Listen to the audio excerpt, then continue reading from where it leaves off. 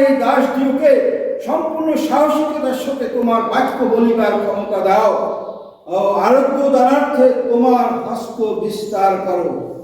আর তোমার পবিত্র দাস যিশুর নামে যেন চিহ্ন কার্য অদ্ভুত লক্ষণ সাধিত হয়। তাহারা প্রার্থনা করিলে সেই স্থান তাহারা সহিত সমবেত হইয়াছিলেন, সেই স্থানে কাঁপিয়া উঠিল এবং তাহারা সকলেই পবিত্র আত্মায় পরিপূর্ণ হইলেন এবং সাহসপূর্বক ঈশ্বরের বাক্য বলিতে লাগলেন।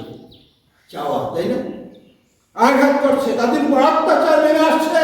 প্রেরিতরা সে অত্যাচারে বিভীষিত হয়ে তারা ছন্ন বিচ্ছিন্ন হয়ে যাচ্ছিলেন, তাই না? কিন্তু ঈশ্বরকে তিনি ভুলে যান না।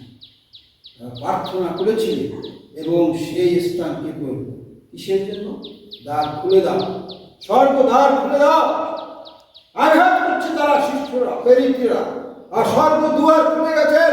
বলছেন যে তোমার সেই জীবন্ত বাক্য বলিবার ক্ষমতা আমাদের দাও এবং যিশুর নামে যেন আশ্চর্য কার্য সাধিত হয়, সেই জন্য তুমি আশীর্বাদ করো, আশীর্বাদ করো। আজকে আমাদের কাছে সেই কথা বলছে যে তারা প্রার্থনা করলেন, আর কি হলো? পবিত্র আত্মা তাদের উপর বর্ষিত হলো। বলেন আমেন, আমেন। আজকে মণ্ডলীতে আমাদের সে আঘাত করতে হবে, ব্যক্তিগত জীবনে, পারিবারিক জীবনে, যেন প্রভুর আশীর্বাদ বর্ষিত হয়, প্রভুর পক্ষে সাক্ষ্য দেওয়ার ক্ষমতা যেন তিনি আমাদের দান করেন। আমরা প্রভু যদি আমাদের সাক্ষ্য দেওয়ার ক্ষমতা না দেন, তবে আমরা সাক্ষ্য দিতে পারবো না, পারবো? কখনো পারবো না।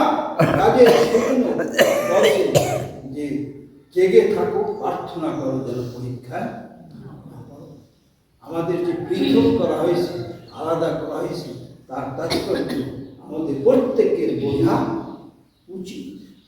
আপনি ছোট হন কি বড় হন, শিক্ষিত হন কি অশিক্ষিত হন, ধনী কি দরিদ্র হন, প্রত্যেককে তা বোঝা উচিত যে আমাদের খ্রিস্টান নাম কেন দেওয়া হয়েছে, খ্রিস্ট কেন আমাদেরকে আহ্বান করেছে, আমাদেরকে মনোনীত করেছে, যেন আমরা আঘাত করি, ঈশ্বর যেন খুলে দেয়।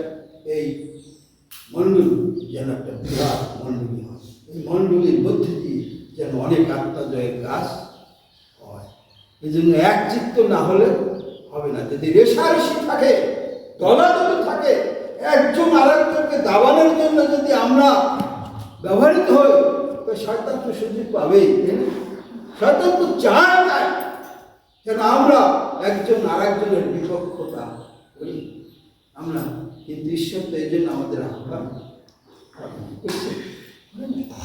করেন।